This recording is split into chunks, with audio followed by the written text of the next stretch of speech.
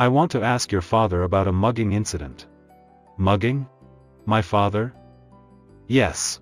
Your father is suspected of mugging. Is he at home now? Yes, he is here.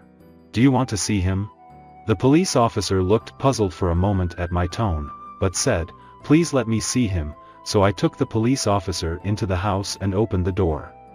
My father is here. The police officer was stunned to see my father there. This was a few months ago. My name is James. I'm a fourth-year university student. I've decided to work for a major company, but there's still something I'm undecided about. Whether or not to take over my father's company. My father is the president of a small factory. When I was young, I wanted to take over the factory and become a president like my father, but that feeling disappeared when I entered my rebellious phase. I began to feel embarrassed by my father, who was always covered in oil stains in his work clothes. That feeling remained unchanged even after I became a teenager and even now, somewhere in my heart. After becoming an adult and working part-time jobs, I began to respect my father, who worked hard while supporting many employees and their families. But I couldn't shake the feeling that a salaryman who wears a suit and works hard is cooler than my father. One day, while shopping with my father, we were suddenly called out from behind. James. My father and I turned around together. There was a man of the same age as my father. Jack. Long time no see. This Jack person was apparently a classmate of my father's from high school. Jack, who was wearing a suit, happened to be on an outside sales trip. After revealing that he worked for a famous large company, Jack asked my father, "Did you take over the family business after all?" "Oh yeah, that's right. We're still managing somehow." "That dirty little factory of yours? You've become quite something as its president. And you're only a high school graduate? That's impossible. You really are pathetic." I was shocked by Jack's words. That factory was started by my grandfather and my father is the second generation. I knew he had taken over after graduating from high school, but I never thought there would be a classmate who would make fun of him like that. Jack continued to smile silently at my father. "So, did you make your father's factory bigger? You said you were going to take over the company in high school and make it bigger." "No, unfortunately I didn't have any business sense. That dream didn't come true." "Ha ha ha. You couldn't help it. You're good with your hands but your head isn't very good. But it's good that you didn't go bankrupt. I thought guys like you were going bankrupt." Jack laughed heartily and slapped my father on the shoulder before saying, "I have more work to do, so let's catch up at the next reunion," and leaving. My father, who had been talked down to, looked a little awkward and said, "Shall we go?" before walking off to resume shopping. At that time, I felt that my father's work was something that was being made fun of without any rebuttal from me. The balance between taking over my father's company or continuing to work for a famous large company tilted heavily towards working for the latter. A few weeks later, my father's alumni association was held. By chance, it was held at the bar where I worked part-time. The place was busy with many customers that day, and I didn't have many opportunities to bring food and drinks to the table where my father's alumni association was being held. I thought it was lucky, but I eventually had a chance to go to that table. I felt a little embarrassed about bringing drinks to my father's alumni association, but I kept quiet because it was my job. Our bar has private rooms. When I showed up at the table where my father's alumni association, which was being held in one of the large rooms rented out for the occasion, was taking place, my father, who happened to be near the entrance and exit, said with a smile, "Oh James. Are you his son?" My father asked the woman next to him, who then introduced me as his son. I politely greeted them and arranged the drinks I put on the table. My eyes are just like my father's, and I'm just as serious as he is. My father's drunken classmates teased me, and I laughed awkwardly. Jack, who was sitting at a table a little away from us, noticed us and said, "We met recently too. James. Right? Are you planning to take over your father's small factory?"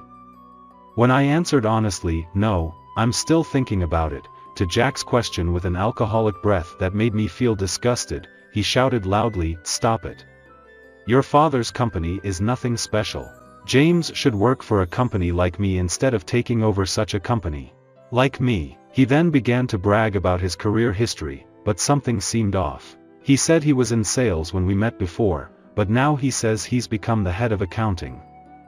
I felt something was wrong but kept quiet because it could be troublesome if I pointed it out.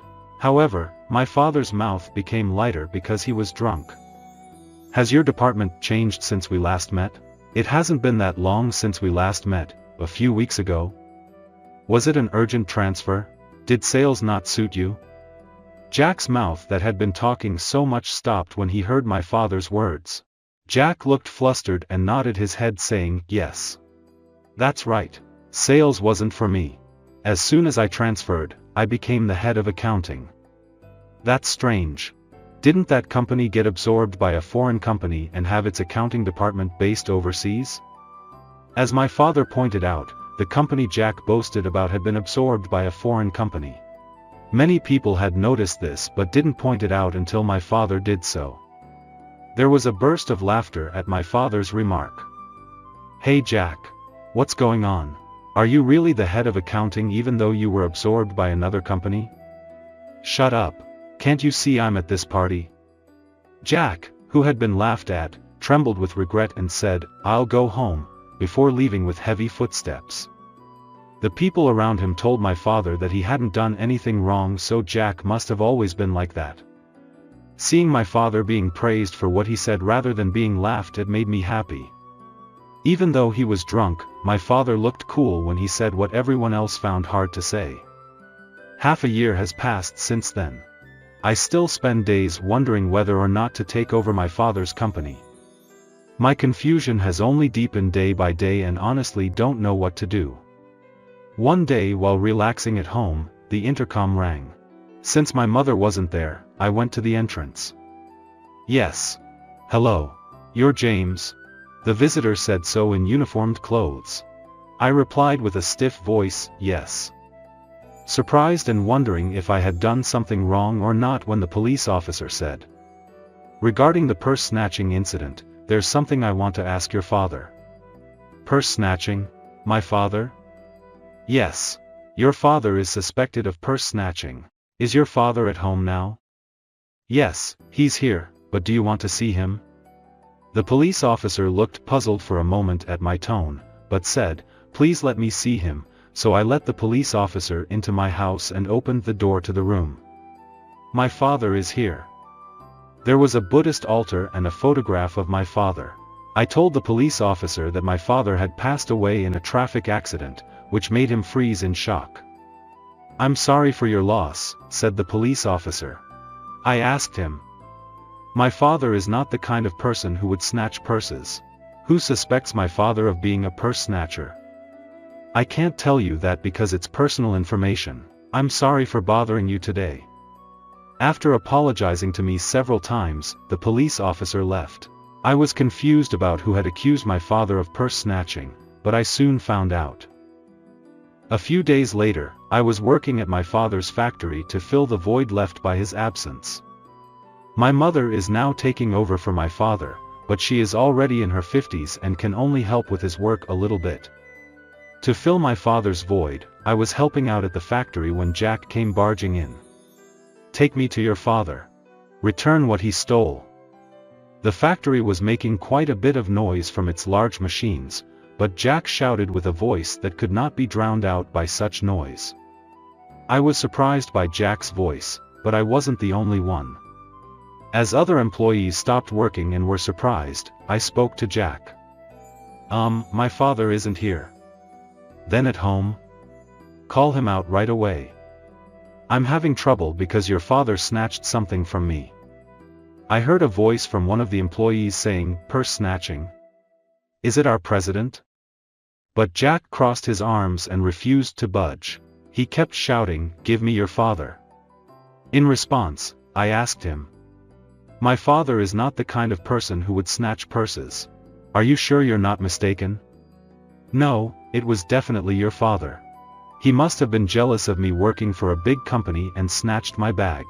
Fortunately, I didn't have my wallet or anything with me at that time, but it's unforgivable that he snatched something in the first place.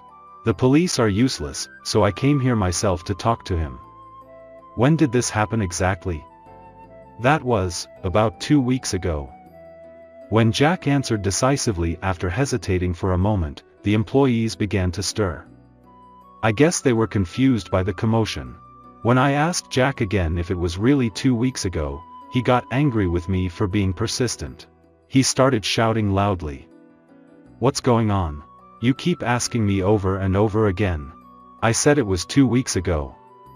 An elite like me came all the way to this small and smelly factory just for this. Hurry up and let me talk to your father." I felt my chest getting hot as Jack made a fuss. It wasn't just that he made disparaging remarks about my father's workplace or his colleagues' work. What bothered me most was that he was trying to pin the blame for purse snatching on my father. My father passed away in a traffic accident 1 month ago and cannot be here. When I told him clearly, Jack looked like he had swallowed a pigeon whole and said, "Huh?" I continued. "How could my father snatch purses when he passed away 1 month ago? Maybe there wasn't even any purse snatching at all." I knew that Jack was lying because I found out at our recent class reunion that he had always been a liar since his school days. Furthermore, it turned out that Jack had been jealous of my father since their school days because the girl he liked had liked my father instead. He had always harbored unnecessary rivalry against my father because of such petty jealousy. I couldn't forgive Jack for trying to pin an unfounded accusation on my deceased father just because of such petty jealousy. So then he snatched purses just before he died? As Jack continued to insist on his claim, someone else started shouting from another direction. "Your president wouldn't do something like that. Our president is someone who dresses seriously and walks around like an honest person." Sure. The reason why we are always short-handed is that the president teaches technology and encourages independence. He was a good person who always thought about the staff and business partners without thinking about profits. As Jack trembled, voices praising his father rose one after another. I was honestly moved. I felt ashamed of myself for thinking that my father's work was embarrassing. My father was a president who was respected by his staff and loved enough to be protected even in such a situation. Jack's eyes were filled with tears as he heard the voices of the factory workers defending my father. I delivered the final blow. "The fact that you tried to frame my father for a lie. I will definitely consult with the police." With that, Jack raised his voice and fled from the factory. Afterwards, I went to the police as promised to report that my father had been falsely accused by Jack.